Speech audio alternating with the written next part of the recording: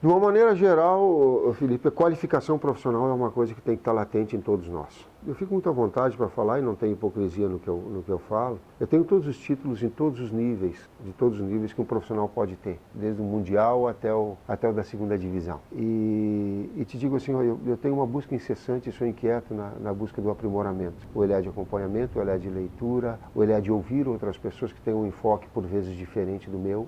Isso é muito difícil. Normalmente a gente escuta só aquilo que a gente seleciona, aquilo que a gente quer, da nossa convicção. E eu procuro, de alguma forma, abrir para outros pensamentos, ou pelo menos para interpretar outras formas. Essa é a busca do crescimento. Por que eu estou falando isso? Porque em categoria de base são os técnicos profissionais, um calendário melhor dos atletas, são os atletas profissionais que têm um nível intelectual hoje, e o bom senso está aí para confirmar com a grandeza, para conversar em todos os níveis que as outras pessoas entendam ser importantes. São federações, confederações que têm e que procuram e que devam ouvir as pessoas em volta. É uma mídia que está hoje muito mais abalizada. São jovens profissionais, tal qual a tua iniciativa e a tua busca, que estão buscando com nível de conhecimento, com universidade, com cursos.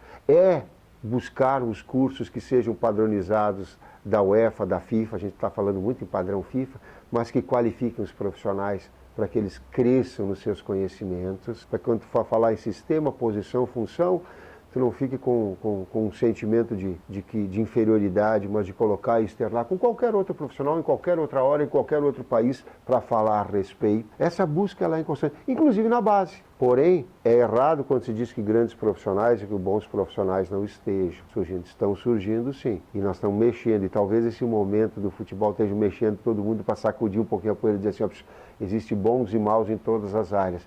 E que os competentes eles vão acabar vingando. É uma questão de tempo. Em relação a quem conquistou e conseguiu jogar futebol, ele tem uma outra etapa. A etapa que ela termina, que é uma vida curta. E que a vida e que a pessoa continua. Eu tive um atleta meu ele jogou no Santos, ele jogou na dupla no Juventude e ele foi meu atleta na Marco Polo. E ele disse assim para mim, ele disse, Tito, eu nunca vou esquecer o que eu te falei, o que eu vou falar assim. O jogador de futebol termina, a pessoa continua. O jogador de futebol ele tem uma etapa curta, mas o mais importante é a pessoa, ela vai continuar com 32, 33, ela vai estar aqui na atividade, ela está na metade da vida dela. É um curto espaço que te dá muita visibilidade, que pode te dar uma série de outras coisas. E trabalhar isso com uma forma natural e dar valor antes à pessoa vai fazer com que não aconteça esses inúmeros exemplos que tem de pessoas amargas, às vezes com alcoolismo, às vezes com droga e outras situações mais. Eu estou falando em todos os níveis, porque passei de uma forma recente também, por experiência, sem poder contar, para que a pessoa se redirecione. E ela fica na ilusão de que o futebol vai ficar a vida toda, não vai, é uma etapa só. Mas que o mais importante é o ser humano, com seus valores, com a sua família, com tudo aquilo que é próximo, que lhe dá uma sustentação, e quando chegar e que não vai ter a visibilidade, tu vai olhar para o lado e ter a tua família, o teu amigo, teu irmão, teu filho, teu pai, lado. Esses são os valores mais importantes. Eu tinha sido vice-goleador da Portuguesa e tinha uma equipe que ela foi marcante, até o pessoal lembra, para quem é da época vai lembrar quando eu falar, talvez tu não, mas Almir e Heriberto eram dois meio-campistas que jogaram no São Paulo e estavam na Portuguesa. Mendonça, que era um meia, que era do Botafogo, jogou na Portuguesa e foi da seleção brasileira. E eu era o meio-campo da Portuguesa. Com Roberto César de centroavante, eu acho que o Roberto jogou no Grêmio, jogava muito, já era do Cruzeiro. E com o Toquinho, que está em Rio Grande, eu acho que foi técnico de São Paulo de Rio Grande. Everton, goleiro, Leís, um zagueiro que jogou na seleção brasileira muito tempo de base. Foi uma equipe muito marcante da Portuguesa, de 83. E eu fui emprestado, fui vice-goleador, uma grande campanha, imaginava ficar na Portuguesa, não foi, acabou não acontecendo, não houve acerto. E eu tinha uma possibilidade de para o Bangu na época, o Bangu que foi vice-campeão brasileiro, e o Guarani de Campinas. Quando eu fui conversar com o outro, eu vi toda a estrutura do então Guarani de Campinas, com a cidade, com a estrutura do local de treinamento, com tudo mais. Eu abri mão de valores do Bangu para ir jogar no Guarani de Campinas. Então, é a estrutura, é a tua possibilidade de crescimento, é a cidade. Eu ia casar, eu digo, pô, vou levar a minha esposa para que local. Esse peso, essas análises, elas devem ser feitas para te estar bem no local de achar, pô, eu me sinto feliz aqui. Se não sentir feliz no local, vai procurar uma outra coisa. É a mesma coisa que a atividade profissional. Não é feliz naquilo que faz, procure o outro, independentemente do valor, da grana, estou falando. Fazendo aquilo que tu gosta, aquilo que tu vai te sentir prazer, inclusive o potencial de retorno financeiro vai ser maior. Eu quero dizer para o garoto que possa estar iniciando e que tem um sonho, que às vezes ele vai trabalhar em cima de um sonho que eles são do pais projetado a eles também e que pressionam o garoto. E que vem no garoto a solução dos seus problemas financeiros ou das suas incertezas, da falta daquela ilusão, daquele sonho que um dia ele teve que não conquistou e projeta tudo no garoto. E daqui a pouco tem garoto pressionado para isso tudo. Essa é uma outra etapa que se vê. A gente vê em outros esportes também que isso aconteça.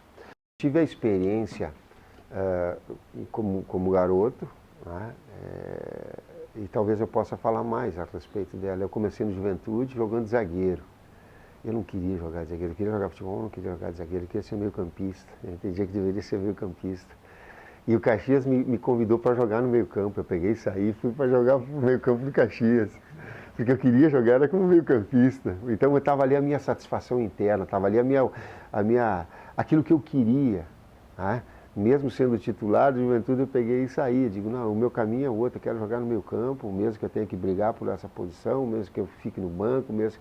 Sabe, era aquele ideal meu de buscar. Então tem essas barreiras, esses desafios. Tem o fato, e a gente vê muito em algumas biografias que elas são importantes, por exemplo, a do Careca, que foi um dos maiores centroavantes da minha geração que eu vi jogar, joguei contra ele. E jogava muito, velocidade de raciocínio e de execução, lance pessoal, tabela. Nós não sabíamos como marcar o Careca. Ele foi para a Ponte Preta e não foi aprovado no teste da Ponte Preta. E veio a vingar no Guarani, depois fazendo aquela dupla com Maradona extraordinária, no Napoli, sendo campeão. Um jogador de um altíssimo nível. E ele não foi aprovado na Ponte. E foi no clube rival e estourou. Quer dizer, esses desafios e esses não que aparecem na vida. Eu até comentei que o Kleber passou muito, o Kleber Xavier, que comentou contigo, ele passou muito, porque trabalhou na base, eu trabalhei menos, ou não trabalhei na base. Eu já peguei equipes com atletas de segunda divisão, sim, mas já profissionais, e trabalhei muito com garotos jovens. Por exemplo, o Ramon, que eu lancei, acho que foi o atleta mais jovem que eu lancei no Atlético Mineiro com 16 anos. Com 16 anos eu botei ele para jogar contra Flamengo. Clássico contra Flamengo. Então tu procura entender as ansiedades do garoto, o nervosismo do garoto e a abordagem dele de uma forma mais serena, mais calma. Mas tinha entendido ele nos trabalhos, já extremamente competitivo. O dia que um profissional já de mais nível reclamou com ele, ele tinha razão e ele levantou pro profissional, o Amaral, acho que era um outro meio campo, e disse, ó, fiz isso e sei que fiz certo, não fui te machucar, fui para competir. Quando eu olhei e vi aquela manifestação do garoto de 16 anos, para um que já tinha 30 anos, com todo o know-how, eu digo, esse garoto está pronto para competir. Então, esses desafios, eles vão acontecer.